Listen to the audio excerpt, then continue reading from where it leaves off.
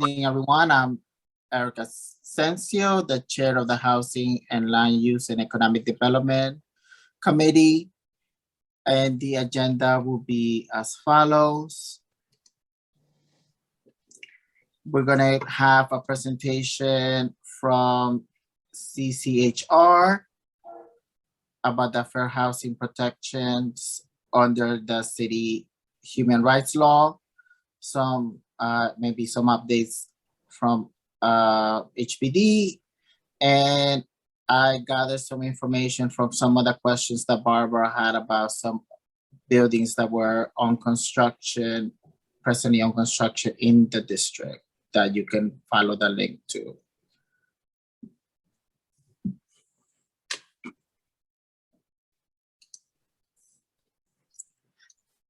So on September 2nd, 2021, Governor Kathy Hochul signed into law Chapter 417 of the laws of 2021, which authorizes the community board to run this meeting remotely, and minutes will be taken for record keeping. The minutes will appear in our website within days and can be requested from the CV7 staff at any time.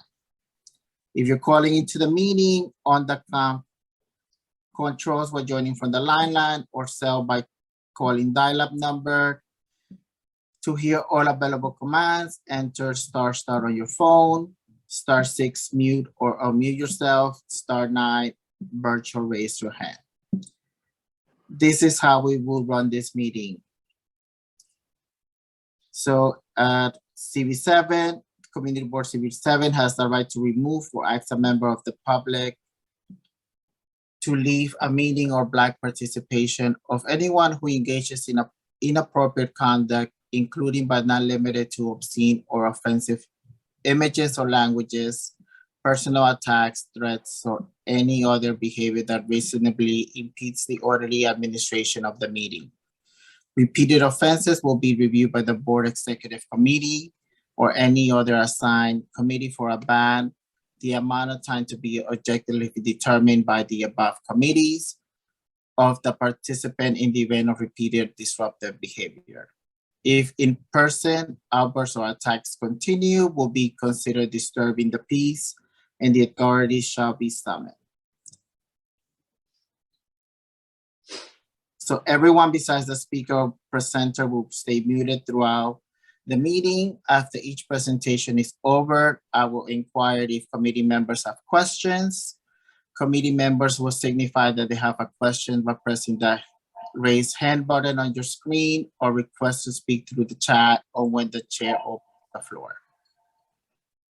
Members of the public who have joined through the online link will be asked questions or make a brief statement on the item after each presentation and after the committee has had the opportunity to ask clarifying questions by pressing the raise hand button on your screen or request to speak through the chat or when the chair opens the floor.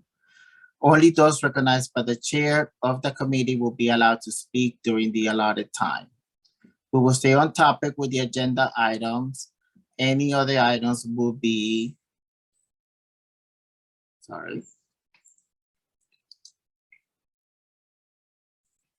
acknowledged by the chair in new business or address in the next meeting granted its time and the committee agrees on the topic.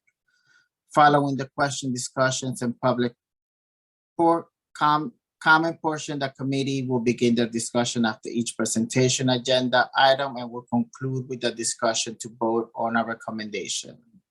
When the agenda is finished, the meeting will be adjourned. If there's any questions related to the meeting software or to our process, please use the chat function or raise hand functions now or contact the district manager.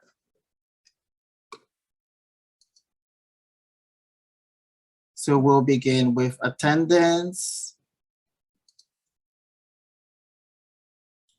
Erica Sensio, I'm here. Myrna Calderon. Myrna Calderon is present. Sandra Erickson. Sandra Erickson, present. Mahbubur Jewel. Mahbubur Jewel, present. Thank you. Edgar Ramos. Helene Reed. And Barbara Streisand. Barbara Streisand is present. Thank you. Did you guys get a chance to read through the minutes from March? Yes, I did.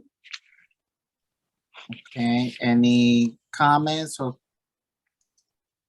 questions? Not for me. I just want to point out also that as of March, our meetings can be looked at the link provided in the minutes. Right, Jay? Right. So can we get an approval on the minutes? I ask for a motion to approve the minutes as presented. I Sandra second. Erickson. I second it. Everyone in favor? Aye. Leon in favor. Great, thank you. So moving on with the agenda, we're gonna be having the presentation from, I guess a follow-up from the previous months. There was a meeting held between the council member and different members of the community in regards to the stabilization bed, which I think was very successful, and we have kind of gotten our point across that we want DHS to be a little bit more forthcoming with the allocations of upcoming shelters, if they're going to be open any in the neighborhood. Myrna, would you want to? I think that was a good meeting, don't you think? Yes, I do. And we're just waiting for a follow-up from the councilwoman because what we requested is what has happened at BRC, where they have regular meetings with the community. And so that's what we're hoping for. Yes, So. we're definitely going to invite them back to, to bring them into the community for updates. But also want to point out that we did receive this letter from the Department of Social Services where they are asking their intent, like for the community to provide input on site selection by helping to identify viable locations and also social service providers. We received this on April 1st. The district manager did. So I think this is a great step. So I think we should be thinking in the future if we think any location in our district could be of benefit. Just something to linger in the back of our minds. Right.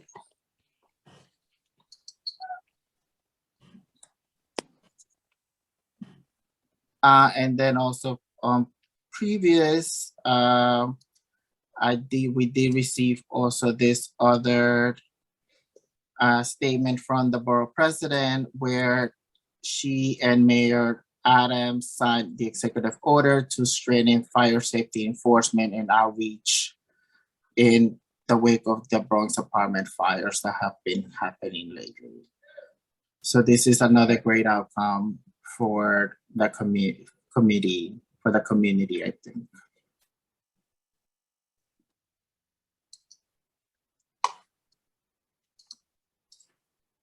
So we can move on to the housing CCHR updates. Who is here from CCHR?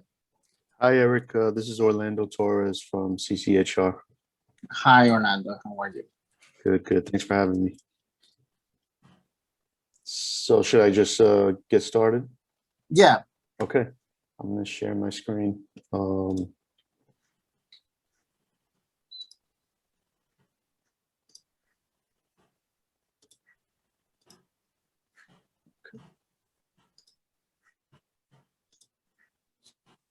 Great. So good evening, everyone. My name is Orlando Torres. I'm the director of the Bronx office for the City Commission on Human Rights. And I'm going to talk a little bit about the human rights law for the city, but definitely we're spending 95% of the time tonight talking about fair housing laws under the human rights law. You know, and I'll also leave all my contact information in the chat box after I'm done. I'm happy to answer any questions either tonight or anytime after. Please feel free to call or email me or anyone on our staff about any questions you might have about the law. So I'm just gonna get right into it and let's take it away. So this presentation tonight's going to be an overview of the fair housing rights under the law. It's not meant to be kind of like the letter of the law per se, which is why we don't distribute these PowerPoints to the public, because the law changes actually quite often. So we don't want anyone pointing to like a slide in this presentation 6 months or a year from now and saying, but it says here that, you know, like you can't do this or you can do this, because that may change, right? The best place to get the most up-to-date information and materials on the human rights law of the city is definitely our website. And I'll post the link to that on the chat box, and you'll also see it as part of the presentation towards the end. So we'll just do a quick overview of the Commission on Human Rights. We'll talk a lot about protections against discrimination in housing under the human rights law. We'll talk about some other protections under the law and the commission process for bringing a complaint to the agency. So the Commission on Human Rights, the city agency, just like HPD or DOB, we're broken down into 4 main bureaus. The 2 most important bureaus are the Community Relations Bureau and the Law Enforcement Bureau.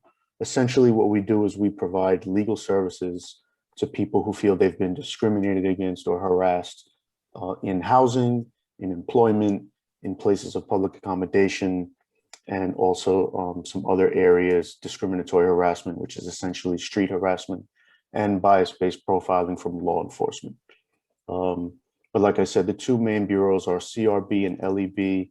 CRB is what all the borough offices are under. So the Bronx office and all the staff, including myself, are part of CRB. And we do education and trainings and workshops like this one here for anyone who will have us in the community to talk about the human rights law, to answer questions, and to see if people need help. And if they do need help, if we feel that you know, an individual or a group of individuals may have a case of discrimination, we would forward them to the Law Enforcement Bureau. And those are the lawyers. They are the ones who accept all complaints and initiate all investigations. They would file, excuse me, commission-initiated cases and bring those cases to the city's oath court to conciliate settlements. So, like I said, the human rights law prohibits discrimination in several areas. We're going to focus primarily on that middle box, housing, tonight. Just some things to keep in mind when thinking about whether or not you or someone you know may have a case to bring to us. In most cases, the last incident of discrimination has to have occurred within the past year in order to file a complaint through the commission. There's an exception for gender-based harassment. That time period to file is 3 years, not 1 year. And we only cover incidents that happen in New York City. So you have to either live, work, or have experienced the discrimination or the harassment in New York City in order to bring a case to us. Any case that you want to file that goes beyond that 1 year, where the last instance beyond 1 year, you might want to try the State Division on Human Rights. In some cases, they can take those cases, but it's always better just to give yourself more options to try to bring it up to either agency as soon as possible. So the city defines discrimination as unfair or unequal treatment of a person or a group based on certain characteristics or protected class. And we're going to talk a lot about what a protected class is, but some examples of protected classes are things like your age, your race, your disability, your nationality, maybe the language you speak, and many other things. And it also does depend on what area of the law you're looking to file under. The city also understands discrimination to be multidimensional, right? It can happen in very clear and obvious ways, and it can also happen in overt or subtle ways, or ways that aren't so clear and might seem like normal, honestly. But the law is there to protect against it all. So that's why it's really important that promote the education and outreach through our offices, because a lot of times people aren't even aware that they're being discriminated against. It can happen, it can occur in interpersonal, institutional, or structural relationships, and it affects the way we're all treated in many different areas of society, the ones we mentioned, as well as education, health services, and the criminal justice system. In order to establish a discrimination case with the City Commission on Human Rights, we generally want to be able to show that the discrimination has occurred between two parties where there's a certain relationship in existence. So usually what that would look like is an employee and an employer, a tenant and a landlord or a housing provider, or a customer or a staff or owner of a public accommodation, right? Those are the three biggest areas where we get the most cases coming into. So we're usually looking to establish that relationship. So we're going to talk about protections against discrimination in housing now. I mentioned protected classes a little bit earlier. This is the list of the current protected classes that are covered under the law for housing as of right now. So you can see their age, whether or not there are children with the person who's either applying for housing or who currently has housing, an individual's color, their disability, their gender identity, their immigration or citizenship status, their lawful source of income, which we're going to talk a lot about tonight, lawful occupation, their marital or partnership status, their national origin, their sexual orientation, their status as a victim of domestic violence, sexual violence, or stalking, pregnancy, race, religion, creed, and uniform service. So these are essentially the reasons why no one should ever experience discrimination or harassment in housing, whether they're applying for housing or whether they are looking to access services in the housing that they already have, right? Just some general things to note in terms of the law. All housing providers must comply with the human rights law in New York City. What this essentially means is that it's unlawful to discriminate in private or public housing, land, and commercial spaces. So any person who is selling, renting, or leasing, including landlords, superintendents, building managers, brokers, and realtors, cannot discriminate because of a person's actual or perceived protected status under the law. There are some small exceptions, and those are for two-family residences where the owner or the member of an owner's family occupies one of the units. And that exception only applies if the landlord is not advertising or the owner is not advertising publicly. And that would include things like social media posts, Craigslist, things like that. The exception also includes the rental of rooms in a housing unit where the rental is being made by the owner of the unit and the owner or their family member also resides in the unit. So who can be held liable for housing discrimination? As we mentioned, all housing providers, whether they're landlords, superintendents, rental or managing agents, real estate brokers and agents, newspapers as well. So if newspapers post, openings for apartment units or housing that's discriminatory, newspapers can be held liable as well as lending institutions, insurance companies, and appraisers. So I mentioned lawful source of income as a significant protected class under the housing law, and we're going to talk about what exactly that is.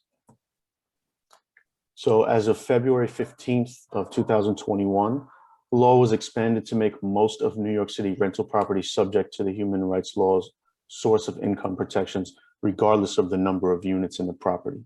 It used to be that certain buildings, certain landlords who only had buildings of a certain size could discriminate based on a person's housing voucher, and that's no longer the case.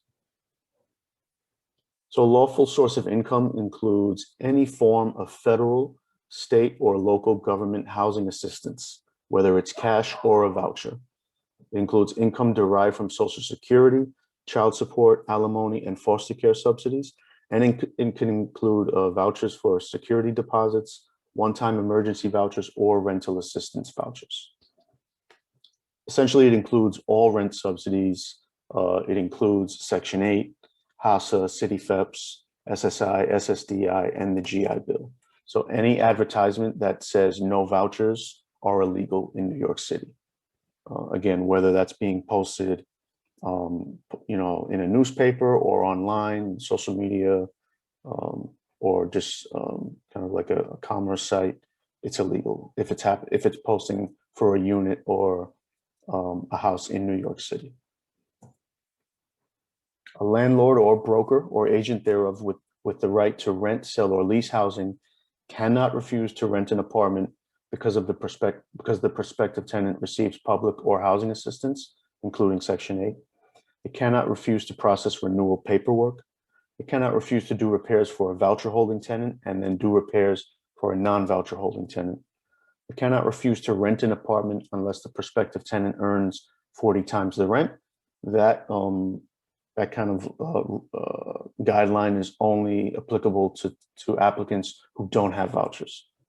You also cannot print advertisements, including online or newspaper ads that indicate a refusal to accept vouchers or subsidies.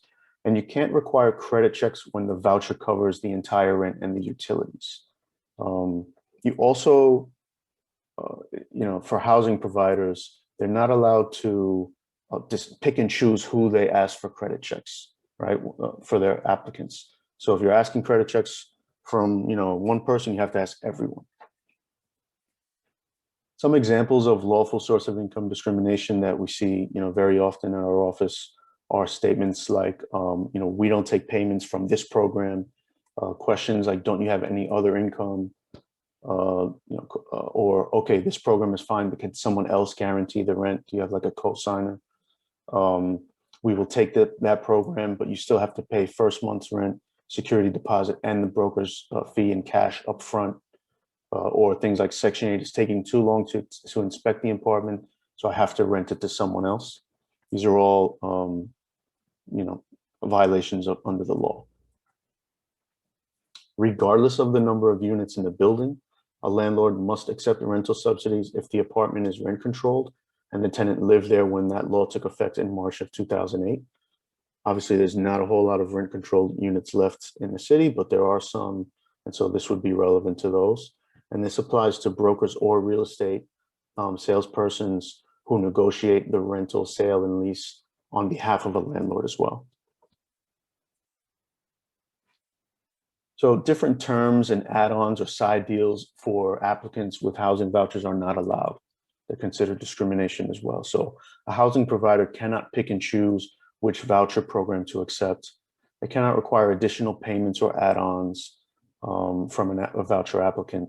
They cannot demand a broker's fee when the program provides a built-in reimbursement. They cannot charge a higher rent to a tenant with a certain voucher. And they cannot negotiate a side deal outside the terms of the rental agreement. Credit check and application fees are allowed unless they're applied differently among applicants. So that's kind of alluding to what I mentioned earlier. If you're going to ask for credit checks and application fees, everyone has to be asked for them, not just voucher holding tenants. So that kind of covered what source of income discrimination looks like. It's a big topic because we see, honestly, a lot of it's probably the third or fourth most common case brought to our agency overall throughout the city. And we cover a lot of different areas and 27 different protected classes. So that's a very high number. But there are other types of illegal housing discrimination as well. There's the refusal to sell, rent, or lease housing based on protected class. There's the misrepresentation of availability of housing based on protected class. All of these are based on, someone's protected class. So again, that list of bullet points that I posted earlier, your age, disability, race, gender identity. If you're experiencing these things because of one of those protected classes, that's a case that could be brought to us.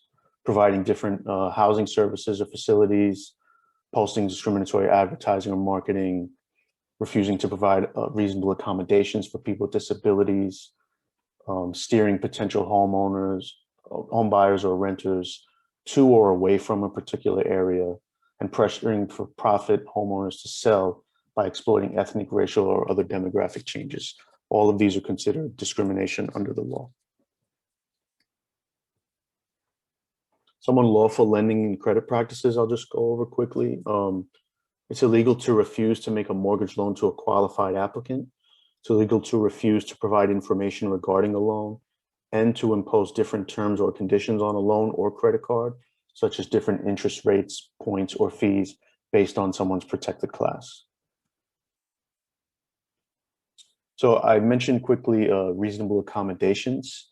It's a very relevant topic under our law and housing, and also for public accommodations as well. So people with disabilities are entitled to reasonable accommodations under our law. The city defines a disability as any physical, medical, mental, or psychological impairment, or a history or record of such impairment. So what's a reasonable accommodation for people with disabilities? It's simply accommodating their needs to ensure that they have meaningful access to enjoy a housing unit or a public accommodation. It could be structural, that involves something that involves architectural modifications, or it could just involve a policy or rule change for a building or a unit. As long as it does not cause undue hardship to the housing or public accommodation provider, the reasonable accommodation should be provided to whoever is asking for it. And the housing or public accommodation provider has the burden of proving that undue hardship.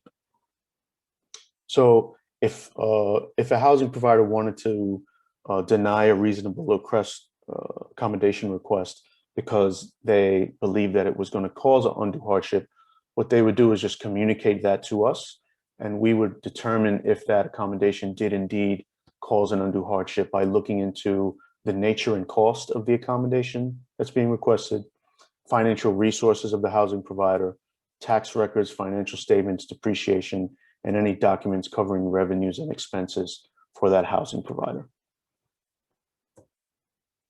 So we're also looking for a cooperative dialogue in this case between the two parties. So for example, if a tenant is requesting that a ramp be built or maybe grab bars being installed in their apartment, before calling us, what we'd want to know is that the tenant did reach out to their housing provider, their landlord, and formally request these things. And we'd be interested to see what the response was from the housing provider before officially filing an inquiry, right? So we're looking for that good faith dialogue between that provider, the housing provider, and the person who's requesting the accommodation, where they're talking about the accommodation needs, any alternatives to the requested accommodation, and maybe the difficulties that the accommodation might pose for the housing provider. That accommodation has to be requested by the applicant or a resident with a disability, and the law requires that the landlord and owner pay for that accommodation if reasonable. So some common barriers that are faced by people with disabilities in housing are things like steps at the primary entrance of a building, whether that's interior or exterior or both, inaccessible paths of travel into the building, not having handrails on steps, doors that are too narrow or too heavy, stairs leading to laundry rooms or mailboxes with no alternative paths, and bathtubs that are too difficult to enter. Those are, a lot of what constitute the reasonable accommodation requests that come through our agency. Also, not having grab bars by a toilet or a bathtub, pet policies that prohibit service and emotional support animals, a lack of accessible parking spaces, not having sign language interpreters at co-op board meetings, and elevators that break down frequently or are out for renovations. So some examples of reasonable accommodations that we see often are, like I said, things like installing interior or exterior ramps at buildings for wheelchair access, installing grab bars or handrails in bathrooms, permitting service animals, installing electronic doors, and permitting a tenant who has depression or anxiety to have an emotional support animal in their home, even if there's a no pets policy in the building. So this is just an example of a case that we took on where the housing provider did eventually install a ramp at the entrance of the building. Same here, an interior ramp to get through the lobby steps, and a wheelchair lift where the ramp wasn't going to be able to physically be made in another building on the right there. So we're gonna shift a little bit to talk about tenant harassment because we get a lot of calls and questions about tenant harassment in our office. And it's really important to understand what kinds of tenant harassment the Commission on Human Rights can take on and what kinds we can't. In order to make a claim of discrimination under our law for our agency, there has to be a connection between the protected class of the tenant and the mistreatment by the owner or landlord, right? So for example, a failure to provide heat or denial of heat because of the tenant's age, right? There's two things happening there. There's the lack of heat in the unit, but it's because of a protected class of the tenant. That's a case that we can take on, right? So some other examples of tenant harassment that we would be able to investigate and potentially bring to court are things like intimidating tenants to move out of their apartments because they're African American, failing to provide adequate heat because the tenant has children, failing to provide water because the tenant has a disability, filing unfounded housing court cases because of a tenant's status as a victim of domestic violence in order to get them to leave the apartment, threatening to assault a tenant because of their sexual orientation, or threatening to call the police or immigration to force an immigrant tenant to vacate an apartment. All of these examples, bring that unfair or unequal treatment because of the protected class. They have that formula, right? And that's what we're looking for. What we wouldn't, just to kind of explain why that's important, is when you have landlords or housing providers or supers who are discriminating or not providing services to everyone in the building, right? Or to people of all different protected classes, whatever they may be in the building, those are situations where we usually have to tell people we can't take the case because it's not clear that lack of service is happening because of a protected class, because it's happening to everyone in the building, right? Unfortunately. So in those cases, we try to encourage folks to, organize tenant associations and definitely bring attention to what's going on in those buildings to housing court, because it's not that they can't get justice in court. It's just that it wouldn't be through the human rights law, right? It would be through just organizing for basic repairs services for tenants in the building in housing court. So it's not that they can't do anything. It's just that in order to bring those cases to us, that protected class has to be the reason for the lack of services or the mistreatment. In terms of retaliation, it's an important part of our law as well. It's an additional violation of the law for housing providers to retaliate or take adverse actions against the tenant for opposing discrimination, for reporting or filing a complaint of discrimination, or cooperating, assisting, or participating in an investigation related to actions prohibited under the human rights law. So the reason why this is part of our law and it's important is because this is the way that we're able to protect people who may be worried about coming forward, even if they lost the initial case that they brought to us. If they can prove that they were retaliated against because they brought a case to us, we can probably, get justice in that second case, right? So retaliation is a separate case that can be brought against people who are already being investigated under the Commission on Human Rights.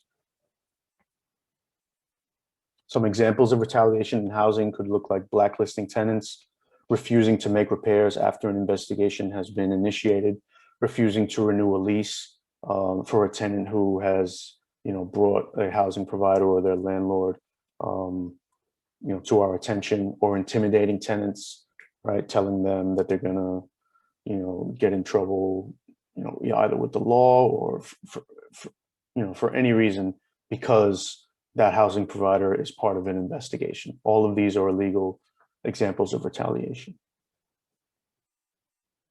So I'm going to go over 2 case scenarios real quick. So we have 4, but I figured 2 would be fine. I don't want to take too much time on the agenda. And so what I'll just do is read a short scenario, and I'll just be interested to hear from the group, whether you unmute yourself or even just write it in the chat box, about whether or not you think these scenarios constitute discrimination under our law or not. And we can talk about why and answer questions afterwards as well. So I'm gonna skip that one. That one's too easy. Let's do 2. Sam, Julia, and their children are tenants in a large building. They're from Colombia, as are many of their neighbors. A new landlord just bought the building and has been approaching each tenant to try to buy them out of their lease. The landlord has also stopped making repairs. The landlord's employees have been telling the tenants that there may be police action in the building because they suspect drugs and prostitution. They told Sam and Julia things like, "We know it's not your family, but once the police get involved, we can't be certain immigration won't come too, and you might be deported. We know you aren't from the US and don't have status." Sam and Julia feel pressured to take the buyout, even though they don't want to leave. So the question is this housing discrimination? On what basis? And what if everyone in the building is treated the same? So I'm happy to hear anyone's response to any of the questions. Yes, it is. And Yes. intimidation. Right, it's also intimidation. On what basis is this housing discrimination? What do you think? Like, what is the protected class at question here? They have children, and I think their race, quote unquote Colombian drug lords, things of that nature. Exception of And their what- immigration status? Yeah. Yep, that's right.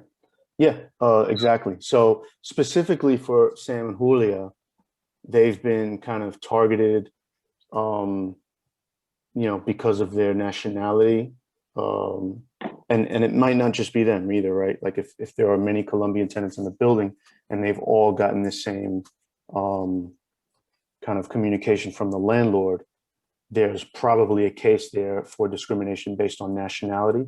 There's definitely a case in the case of Sam and Julia potentially being their immigration status as well, right? We don't know if they are citizens or not, and neither does the landlord probably. But just the perception that that they are not naturalized citizens and they're facing this discrimination and these threats because of that is a case, right? Now, that last question though is important. What if everyone in the building was treated the same? What if everyone was threatened with maybe police action, and obviously the landlord's trying to buy everyone out? What would be the case then? Would that still be discrimination under our law? Yes. Okay. Yeah. Anyone else? Because you did state that many of their neighbors are of that same nationality. So it's still the majority from what I'm gathering from this scenario. Yeah. That's something, and that's exactly what we at the commission, let's say this case was brought to us as it is written there right now, we would need to know more, right? If we knew that most of the building is, let's say, Colombian tenants or Colombian descendant tenants, but there are other tenants as well of other nations or maybe US born, and that all of them have been approached to buy out their lease, and also everyone also stopped receiving repairs, right? Then if it was just that, then we may not be able to take that case, because until the landlord started targeting tenants who they thought were unnaturalized citizens and started attaching criminal behavior to their nationality. Until that happened, their nationality wasn't, we wouldn't be able to prove that their nationality was the reason they were not receiving repairs. And so when it's the whole building, when it's tenants who come from a broad kind of swath of different protected classes, those are cases that are much tougher for us to prove where there's discrimination based on protected class. So we would have to look into, a lot more detail about. So what do you guys recommend in those scenarios for the tenants to do? Document, et cetera? Like, what will be the procedure? So if a tenant calls us and says, the landlord has stopped providing heat and hot water to the entire building, and we feel we're being discriminated against, I, as someone who's not in legal enforcement bureau, is not a lawyer, I wouldn't get too deep into trying to get into the details of, who lives in the building, what is their nationality, what are the protected classes that would be attached to this. I'd probably just refer them to LEB through our info line, and I'll drop that number because that's a really important number to have. I'll put it in the chat box. But there's a good chance that what LEB would tell them is that since everyone in the building is experiencing this lack of service, and doesn't seem to be a protected class or multiple, or like maybe one or two protected classes targeted, we probably can't take the case. There's a good chance of that, right? It's only, again, when we are able to attach the lack of service or the discriminatory behavior to a protected class, or even, multiple protected classes, right? Multiple, let's say only single tenants with children with vouchers are not getting their repairs done in their apartment. That's a case we could take, right? But again, if everyone in the building is not getting repairs, or if even if it's just like half the building, but like those tenants that aren't getting repairs are coming from all different ages, races, ethnicities, citizenship status, it's tough for us to prove that the reason they're not getting repairs is because of their protected class. And those are the only kind of cases that we can take. I see we have a hand up from, I can't see the name. Sandra Erickson. Okay. Erickson. Yeah. I just want to add that I'm a New York State licensed real estate broker for almost 40 years. And that's another, a lot of owner managers are licensed brokers, and a lot of agents that rent apartments are licensed agents. And the New York State Department of State has come down very, very, I'm on the State Board of Real Estate, and we oversee infractions by agents. So that's another place to report it to both, to you and to the Department of State. We take cases like that very seriously. So that's another resource. Thank you for the presentation. Thank you. Thanks. Yeah. And anything that happens outside of New York City in terms of housing discrimination or any other kind of discrimination can definitely go to the State Division on Human Rights and other state agencies that deal with different areas of living, whether it's education or employment and housing. So definitely want to encourage folks to explore that.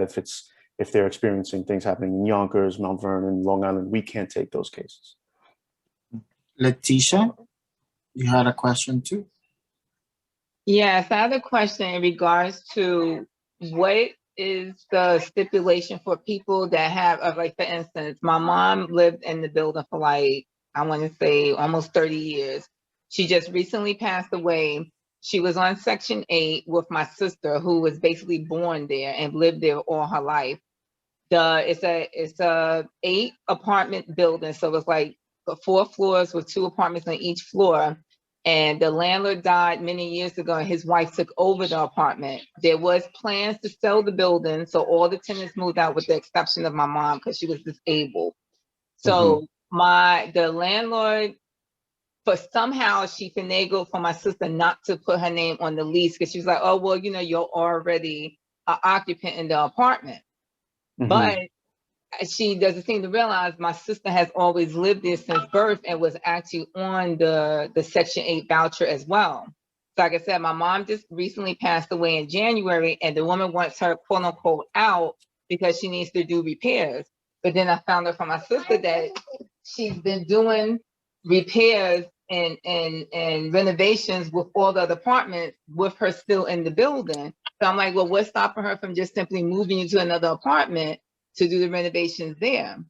So the landlord thing is that because the apartment is a quote unquote 3-bedroom, she should move and have only a 1-bedroom voucher. But Section 8 said it doesn't matter how many bedrooms it is, it's still a rent stabilized apartment. It's been that way since we moved in, since like, I think it was 1990 something when we moved over there when I was in high school. Mhm. And as long as she can only put the rent up but so much, and so as long as we're willing to pay it, that should be it. There should be no whatever. So I'm trying to figure out, I told my sister, like, said, well, oh, she'll move her, she'll relocate her to do the renovations. I was like, but one, why do you have to move? Why do you have to move, number one, when she could just simply put you in another apartment? And two, why won't she give you another lease? Because you've been there since birth. So I was like, if she has to take you to court, let her take you to court and bring that up in court that you've been there. It's on your birth certificate, that same address. So what is her right in regards to that? Because I think her thing is, oh, she doesn't make but so much money, blah, blah, blah. But it's like, it doesn't matter. My mother was disabled. The rent was still being paid. Mm-hmm, mm-hmm. So, first of all, I'm sorry for your loss. Thank you. And what I'll say is, it doesn't sound, so again, I'm not a lawyer. From everything that you're saying, it doesn't sound like your sister should have to leave the apartment, but it really does depend on, I think primarily on the Section 8 rules for whether or not she can stay in that apartment. As if she's on the current voucher, Mm-hmm. So she's got two really big things for her in my estimation, just from what you're telling me. She's on the Section 8 voucher that's currently tied to the unit, and she can prove that she's been there for a very long time. So even if she's not on the lease, on a like a renewed lease, I don't think the landlord would be able to prove in court that she hasn't been there this whole time. So I think your instincts are correct. I would say she's definitely going to have a strong case in court.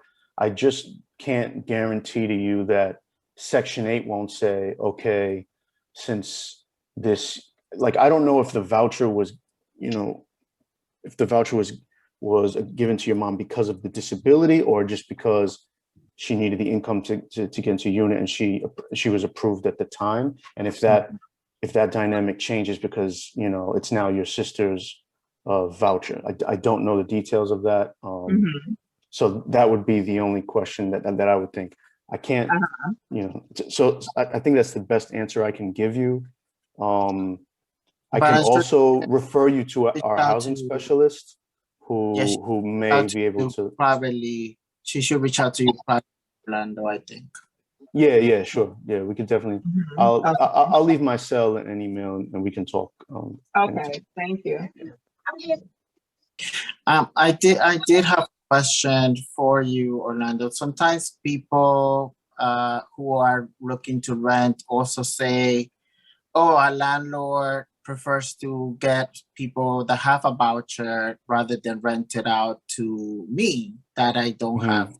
Is that also a form of discrimination, or is that not, like that? You hear that a lot in New York. Yeah. You hear it a lot. I don't know how accurate it is. I think it does depend on the landlord. I think there are certain landlords that are prioritizing those vouchers. I also think that may be shifting now based on the new housing laws that the state passed a couple of years ago. The thing there, I guess the short answer to your question is no, it wouldn't be considered discrimination simply because not having a voucher is not a protected class under the law, right? So the argument can be made that even though since you don't have a voucher, you have income that, should be just accepted. And if you're not getting it, it might be for another reason. Not that you don't have a voucher, maybe it's your credit score or something like that. So I think that's the short answer. However, something that we look into from time to time is kind of like proxy or almost like excuses that landlords give that are hiding other reasons, discriminatory reasons for denying services or apartments. So if a landlord is only telling, for example, African-American applicants that since they don't have a voucher, they don't have anything for them. If we could prove that there's a pattern that is based on protected class, but it's not necessarily the reason that, that the housing provider is actually telling those applicants, then that's a case we could take on, right? So sometimes you have to look under, like I said, discrimination is sometimes really like obvious and clear, but actually more often than that, it's not as clear. And you have to go digging a little bit to find those underlying reasons. But just, the short answer is no. Just, being told that you didn't get it because you don't have a voucher is not discriminatory. Although I don't know if that's necessarily, that's a good question. Sounds like, you have to see it from every aspect. Yeah. For a lot of different aspects. Anyone else on the committee have questions for Orlando? Or from the public?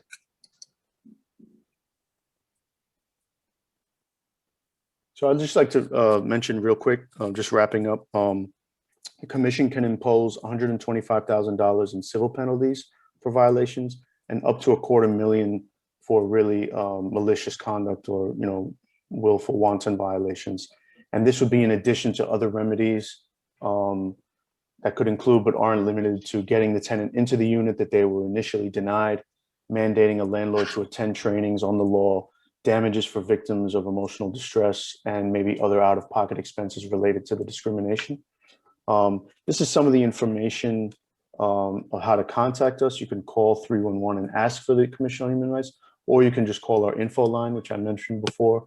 I'm going to write all this in the chat box. You can see our website at the bottom, nyc.gov/human rights.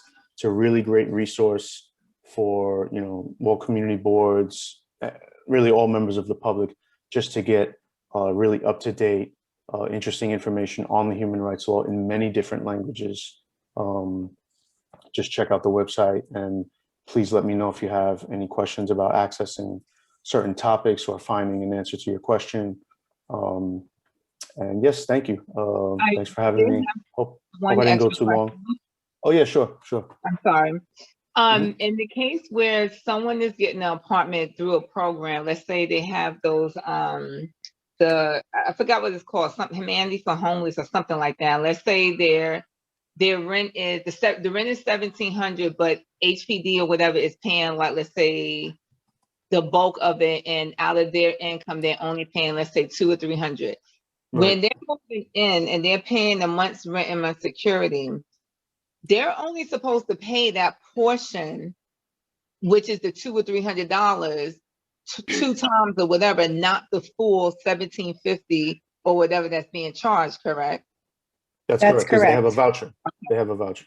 Okay, that's what I figured, because I know somebody that actually paid, and I was like, I don't think that was what they were supposed to do. So I told them to look into that. Yeah. But thank That's you. really good. That's really good to know. Yeah. I'm about to leave all my information and the info line number. So please, reach out to me. Especially Letitia, if you want to continue that conversation, maybe we can talk tomorrow, or email me. It doesn't matter. But very happy to be here. Thanks for the time. All right. And, Thank you. Thank you very appreciate it. much. Yes, thank you for all the information. Some things that sometimes we don't talk about in housing. We only think about what's going to be built and how it's populating the neighborhood sometimes. Right. I'm here anytime. Thanks. Great, thanks. So moving on with the agenda, we're basically, Ted, do you have any updates for us? No, only something that I think I see happening and that I became a little more aware of recently. You know, we have our programs, which we've spoken about, where we provide construction financing, you know, to subsidize the cost of construction in order to keep the rents affordable. And we are seeing more and more people are filing, developers are filing with the buildings department that they're going to be building buildings and without coming to HPD to use our programs. And we wonder sometimes, how do they think that they could, you know, do that? That just, if they're not getting subsidy on the construction, then they have to pay a lot more. And how are they doing that without charging exorbitant rents, which they may be. And then what I've started to see more and more though recently, because what I do see a lot of times, there's a website called YIMBY, which shows filings with the buildings department. And what I'm seeing is a lot of these buildings, they're fairly small multifamily buildings, 20 units, 30 units, maybe 40 units, but in relatively small lots. And then I know what I see is what the average square footage is of the apartments. And I know people complain that our guidelines, that the apartments, the square footages are too small, and these are very small. But that what tells me then is that a lot of these buildings are really only doing studios and one bedrooms. They're not doing family units.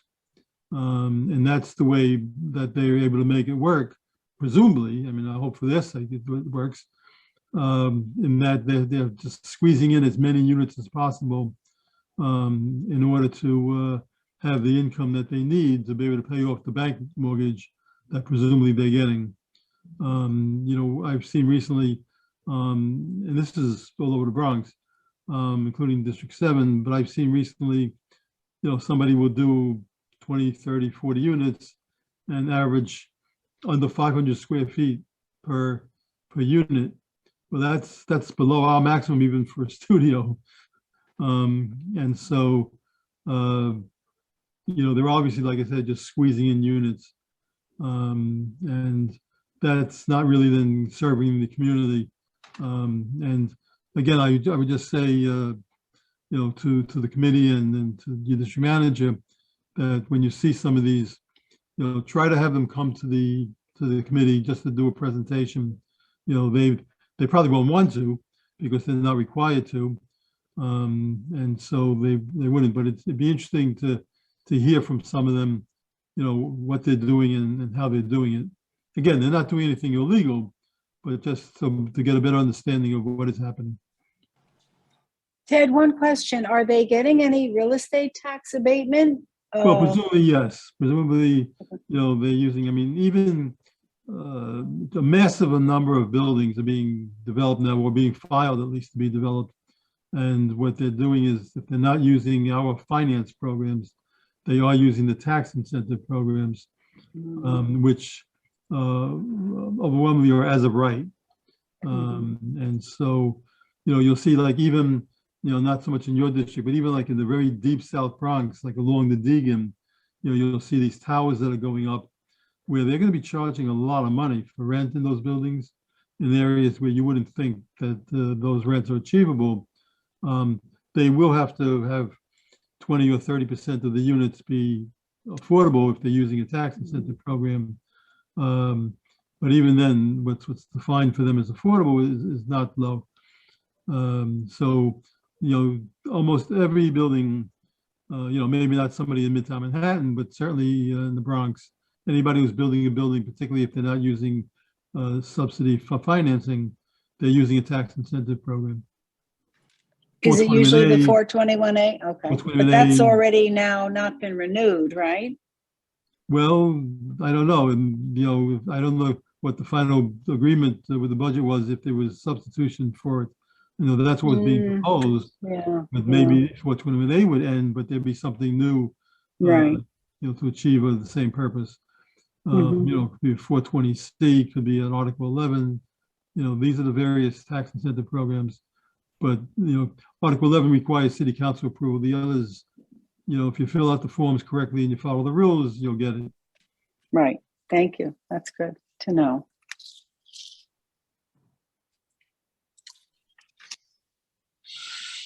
Thank Let you, me just Ted. ask a question. I did see, I guess you're gonna get to it next on your agenda. Some addresses. I guess these are possible projects that have filed and the board has become aware of them. Yes, this is some of the addresses that Barbara mentioned last Oh, month okay. meeting. So we did a little digging on the Department of Buildings website, and I found, you know, what the intent of those are. So, for example, this is one that Barbara mentioned at the corner of Perry and Moshulu Parkway South, which is pretty much completed already. And this is a 33 unit building in a story, 33 units. And the other one that's coming up soon, where they're demolishing the warehouse, is on, what was the address of this? 320, I think, Barbara? Right? 390 is the second 390. one. 390, right, it's Yes. between Webster and Decatur.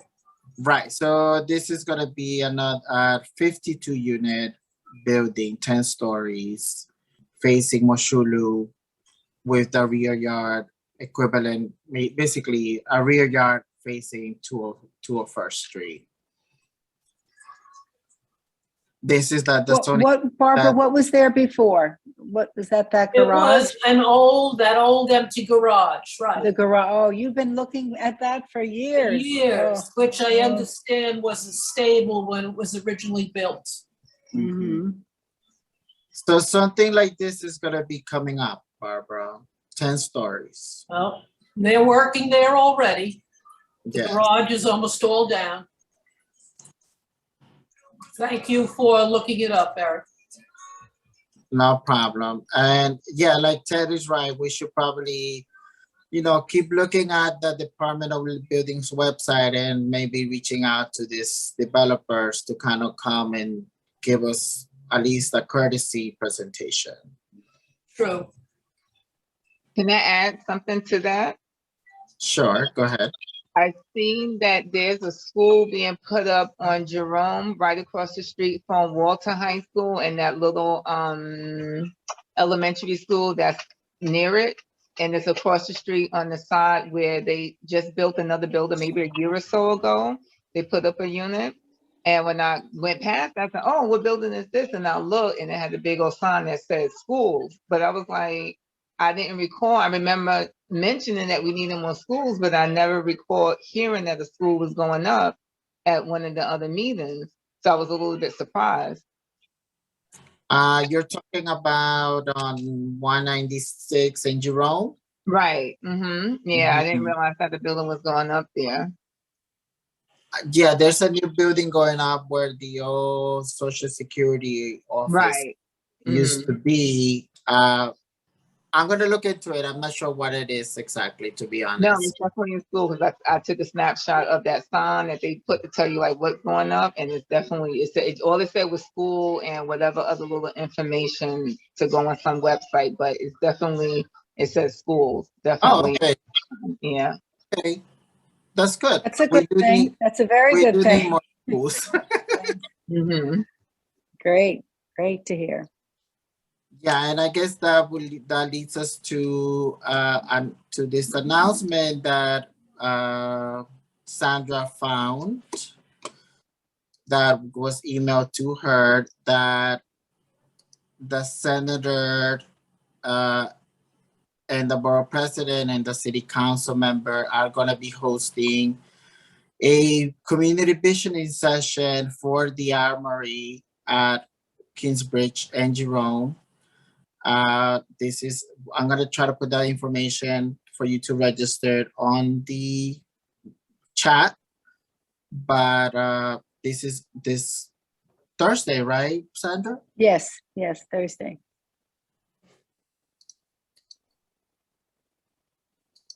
So it will be good for us to, that this will, I guess, maybe, I don't know, what do you guys think should happen there? Not to put anyone on the spot, Oh, but I'm sure you all have the ideas. Well, I like that at one point there was a plan that had about, I don't know if it was 10%, but the head house they spoke of, that would be for community usage, community facility. That would be great. Mhm. I see someone wrote student leadership workshops. So, I mean, there's so many things, a wish list we would have. I think it would have been great, and maybe the follow-up meeting to this, if the community board could also be a part of it, because, we're all advisory in the sense, and it would be great to be a part of it. Yes, I agree. So yeah, we'll have our own little session maybe next month. We can talk about it a little bit further after we hear what the powers that be have to also say. right. Mhm. Good idea, Eric. That's I a great think idea. This week, we should go and listen. Yes, great idea, yeah.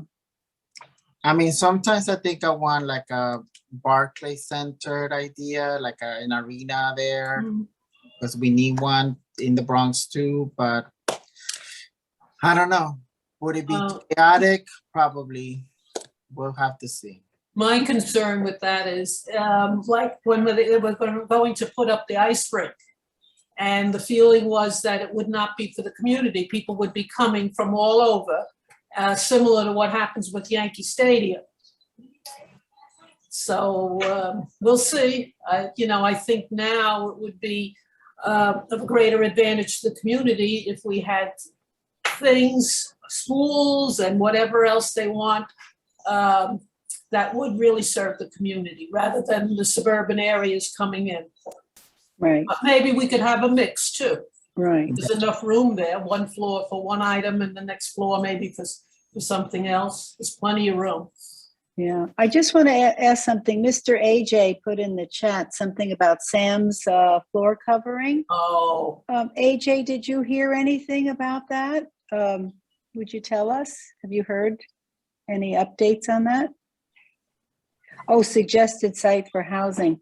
I think is it commercial? I guess you could put housing there. I know at one point they were going to put the men's transient housing there, and the community board fought against it because right. it's across from a school, and that's when they moved over to Jerome. Councilmember Cohen assisted us with that. Affordable housing, not shelter. Yeah, I think that would be a great location. I'm surprised none of the developers have grabbed it at this point. Yeah. There used to be houses before. Oh, okay. Up and down Webster. Well, when we did that 97C plan, we that did involved in rezoning there, and we did get some housing. The Bedford is there. That was our first one that came in. So we have some nice housing along there. So that's good. Yeah, I mean, some of the old house, one of the gas stations on that strip is also boarded up. I don't know what's happening there. Right, I noticed that too. Yeah. But like I said, we're gonna go with Ted's suggestion and try to be ahead of the curve and bring them to the. Good idea. Yes, yeah.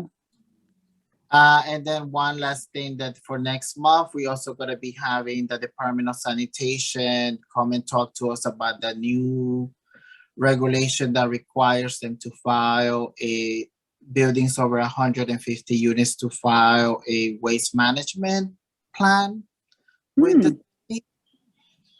It came into effect April 1st, and we're gonna be hopefully getting a presentation about it next month. Great. Mhm. Our meeting is May 10th. Yes. Great, very good. But thank you, everyone. We have a motion to adjourn. I will everyone offer has a motion to adjourn. I second it. Thank you. Thank you, everyone. Okay, good night.